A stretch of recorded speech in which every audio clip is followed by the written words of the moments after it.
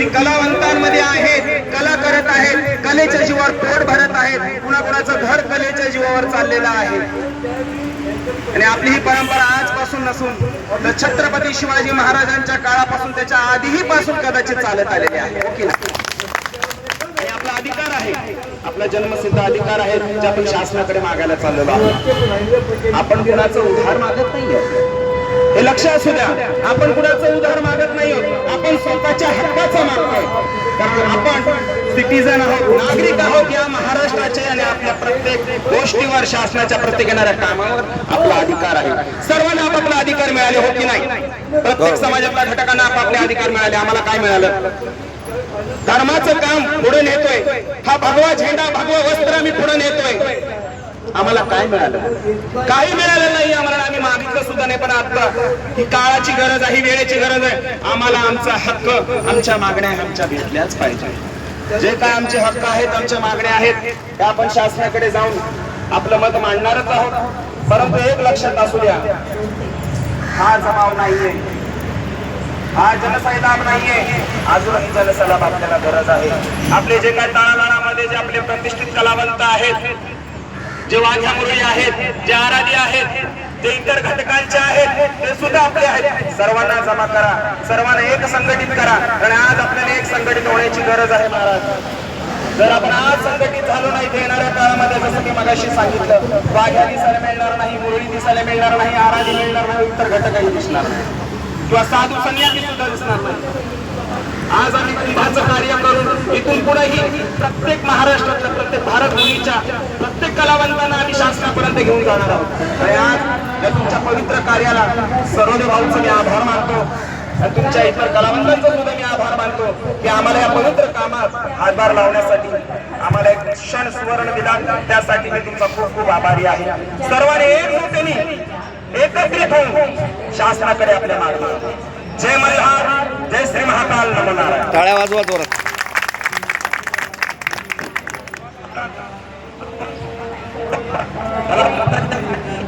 आणि इतर घटकांसाठी आपल्या खरोखर जे आपलं जे व्रत आहे, त्या व्रताला खरोखर आपण जागतो. कारण की संन्यासी म्हटल्यानंतर, महाराज म्हटल्यानंतर आपल्यामध्ये करतात आणि काम चालू होतात.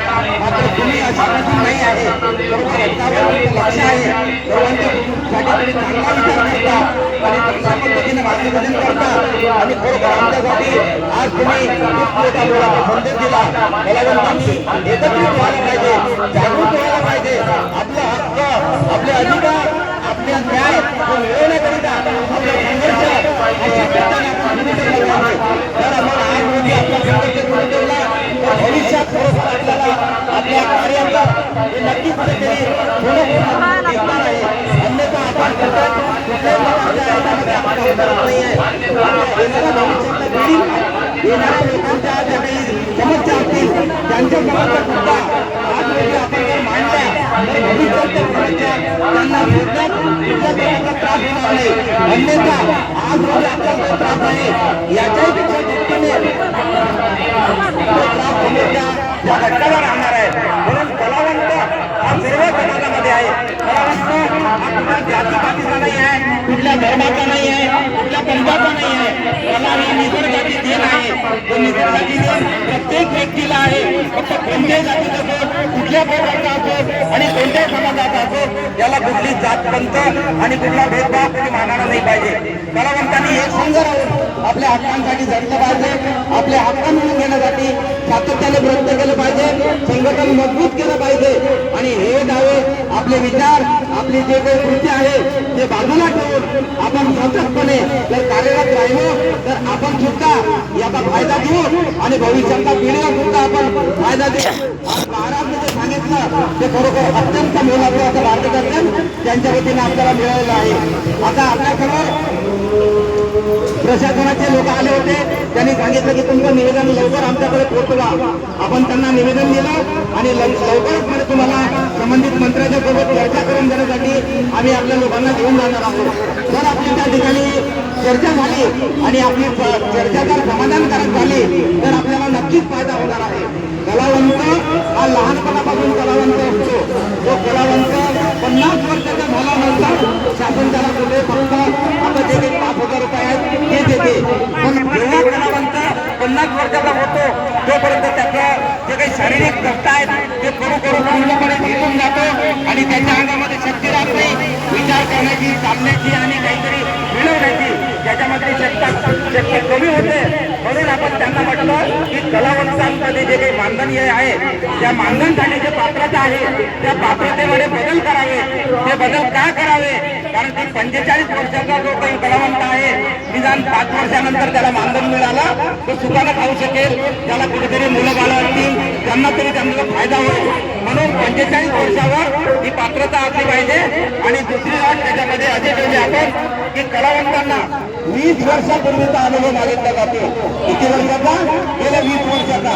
आता 20 वर्षाच्या पूर्वी काही लोकांच्याकडे कुठल्या प्रकारचे फोटो नव्हते, कोणी प्रमाणपत्र देत नव्हतं आणि कोणाचे शिफारस पत्र देत नव्हते आणि कुठल्या प्रकारचे त्यांना कुठे निमंत्रण वगैरे असं काही देत नव्हते. म्हणून 20 वर्ष खूप झाले. म्हणून मी त्यांना सांगितलं होतं, त्याच्यामध्ये मागणी केली कमीत कमी 10 वर्ष. निदान मागे 10 वर्ष, निदान 10 वर्ष जर मागे गेला तर पुरावे सापडतील, काही ना काही सबूत सापडतील आणि त्याच्यावर आपण आपला हा कलावंत अर्ज करू शकेल. त्याच्यानंतर त्याच्यामध्ये आपण तिसरी अट टाकली आहे की दरवर्षी प्रत्येक जिल्ह्यामध्ये प्रत्येक जी काही समिती आहे, कलेक्टरच्या अंतर्गत समिती आहे, ती समिती फक्त 100 लोकांची निवड करते. किती लोकांची निवड करते? फक्त 100. आणि 100 लोक अर्ज करू शकत नाहीत. कमीत कमी 1000-1200 लोक अर्ज करतात. 1000-1200 फक्त 100 लोकांचे अर्ज पास होतात आणि तेही श्रेष्ठता दिल्यानंतर.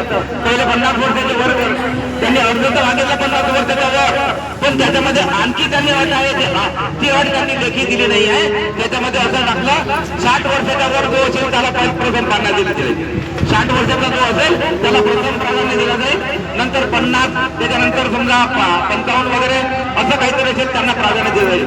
आणि ही जर कलावंतांच्या अटी आपण आजच रोजी आपण मांडल्या आणि मागण्या जर आपल्या पूर्ण झाल्या तर नक्कीच आपल्या भविष्यात भरपूर कलावंत अर्ज करू शकतात. एक जर कलावंत कसा की त्यांनी जर अर्ज केल्यानंतर त्याला 2-2 वर्ष त्याचा पास होत नाही, समिती विचार करत नाही, म्हणजे मग 47, 50, 55, 57 आणि 60 पर्यंत जातात. नंतर मग त्याला थोडा त्याला फायदा होतो आणि तेव्हा थोडं त्याला त्याचा अधिकार जो आहे तो मिळण्याचे थोडे त्याला संकेत मिळतात की आपल्याला मिळते. तोपर्यंत तो पूर्ण फसून जातो. कलावंत गायन करून बाहेर गावला जाऊन पूर्ण थकलेला असतो. त्याचं शारीरिक कष्ट करू गायन करू त्याचा आवाज खराब होतो. त्याच्या म्हणजे जे काही आपली जे काही सुंदर जे आतळे आहे हे आतळे पूर्ण गायन करू एकदम असे गलतार होतात, फुटून जातात आणि त्यांना जे काही आपलं राशन आपण जेवण करतो ते सुद्धा पचन होऊ शकत नाही. बऱ्याचशा लोकांना बिमाऱ्या होतात, अनेक प्रकारचे आजार होतात. यामधून ते लोक कुठल्या प्रकारचं आपलं जे हक्क आहे मानधनाचं ते घेण्यात असमर्थ ठरतात. म्हणून या मागणीमध्ये आपण बदल केला पाहिजे असं त्यांना आपण या ठिकाणी मांडलेलं आहे. त्यानंतर आपण असं म्हटलं आहे की जे कलावंत म्हणजे आज 70-80 वर्षाचे लोक आहेत ते जर अचानक कोणा गावले गेला, त्याचा समजा कुठे अपघात झाला, अचानक त्याला एखादा शारीरिक झटका आला किंवा हृदय आला किंवा कोणत्याही प्रकारे त्याचा मृत्यू झाला तर त्याच्या परिवाराला 10 लाख रुपयाची मदत त्या सरकारने दिली पाहिजे. 10 लाख रुपयाची मदत दिली त्याला इतक्या दिवस केलेल्या कार्याचा कुठेतरी त्याला फायदा होईल आणि काय माहिती की बाबा आपल्या घरच्या